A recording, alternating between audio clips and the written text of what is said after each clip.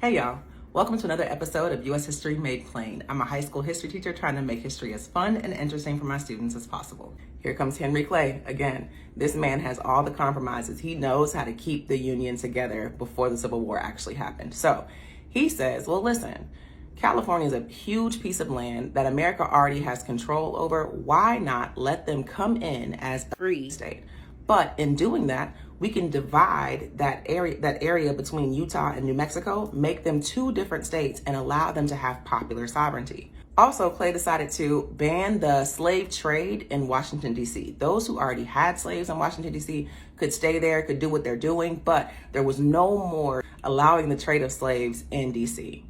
Also, if we allow California to come in as a free state, then we have to have a fugitive slave law, a harsher fugitive slave law. What that means is any slave that tries to run to these new territories that are free, by law, you must return them to their master or you can be punished. That way, there is no looking the other way when a slave comes to their territory.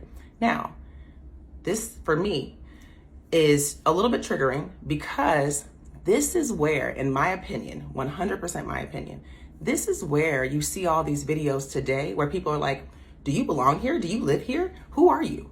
Because back then, especially in California, in that area, people by law had to ask people who were Black whether they belonged, to show them their papers, because if they didn't and that person was caught and they found out that you saw that person and didn't say anything, you could be punished.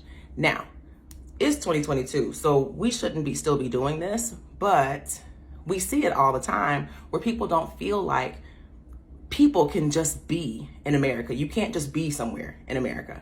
And I really feel like that stemmed from the fugitive slave law, where by law, people had to ask, like, hey, I know you're minding your business, but I need to make sure just in case I don't want to get in trouble. So are you supposed to be here? Let me see your papers.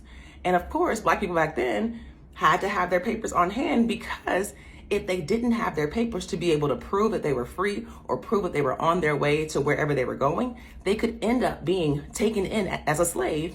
And there's no like cell phone. There's no like, let me get my phone call, let me call my mama. She could tell you that I'm not a slave. That's not how that worked back then. So these things made up the Compromise of 1850. California came in as a free state. They had a harsher fugitive slave law. Utah and New Mexico got popular sovereignty, and they banned the slave trade in DC.